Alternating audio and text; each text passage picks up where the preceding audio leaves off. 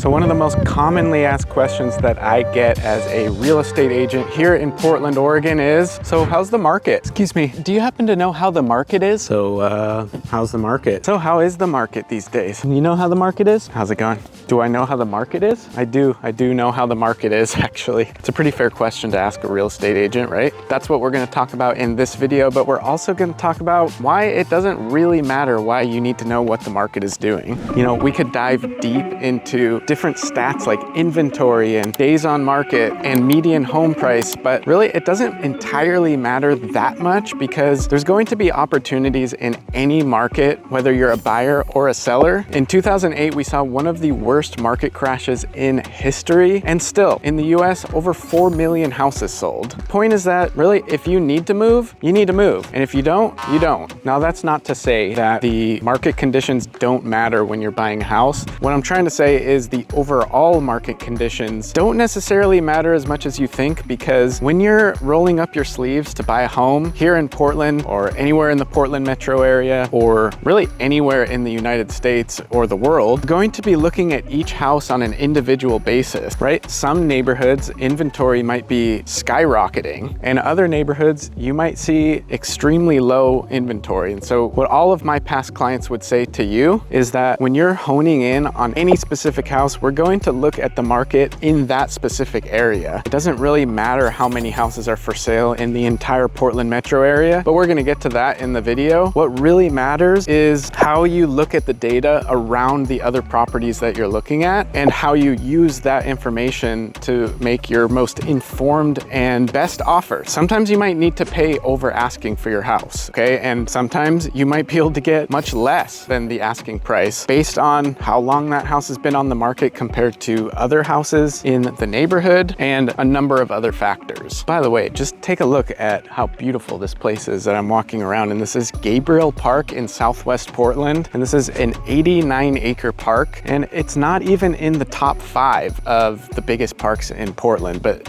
look at how expansive and massive this is. It's just got miles of trails that you can walk around in. And if you're curious at all about what it's really like to live in the Portland area, the Southwest Portland area, Southeast, Northeast, the suburbs, give me a call. My contact information is right down below. You can also text or email or just book a Zoom call with me and we can have a chat about what it's like to live in Portland, and we can formulate a plan to help you buy that perfect home.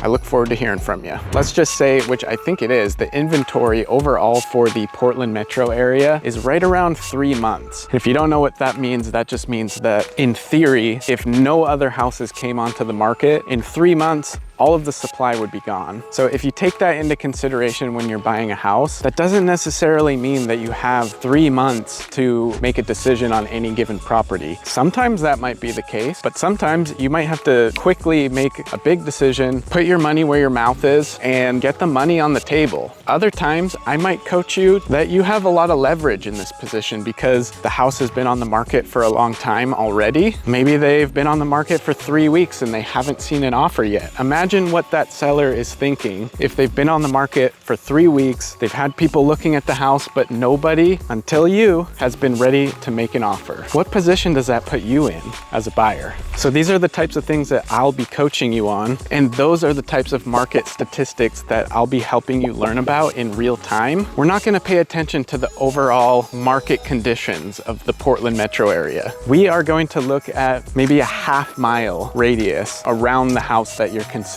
We're going to do it over and over for every house that you are interested in, right? So I just think that I hear a lot of stories about people that are waiting to buy a house for interest rates to move down, but what I really hear is that you don't really need to move, and that's fine. You know, it's kind of crazy to think of someone postponing a life decision based on an interest rate, you know? And that's what I've learned since being a real estate agent over time, is that people don't really move unless they need to move, right?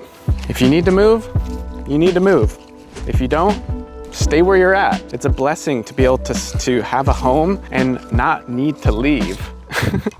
Now that said, if you really are in the game and you're planning to move, I think it's important to also understand what the market is doing and how much the interest rates are, because if you're going to be borrowing money, which is what a mortgage is, you're going to want to know how much it's going to cost. So my main man Martin over here is going to break that down for you.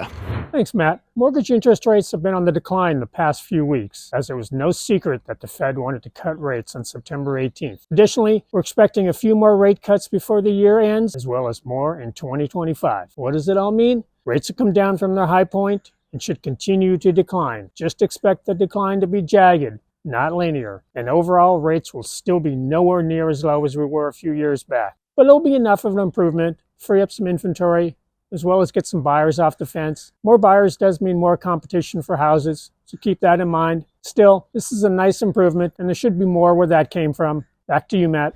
Now, of course, I don't want to be insensitive to the fact that, yes, it is expensive to buy a house, okay? An interest rate change of even just a 0.5% could be the difference between some people being able to afford their monthly payment on a house and some people not. So I just wanted to recognize that, but still, I just think that there are a lot of other priorities that should be in place before you are considering interest rates and what the market is doing. And the only reason I say that is because I have helped people in all sorts of different types of situations buy a house. So even if you are kind of on the fence, on the verge of not being able to afford a house, it's worth having a conversation because there's creative ways to make financing work. And there's creative ways, regardless of what the market is doing, to create an offer that is appealing enough for a seller to accept. And that's kind of my specialty. So that's why I'm making this video. So I hope that it is valuable to someone out there.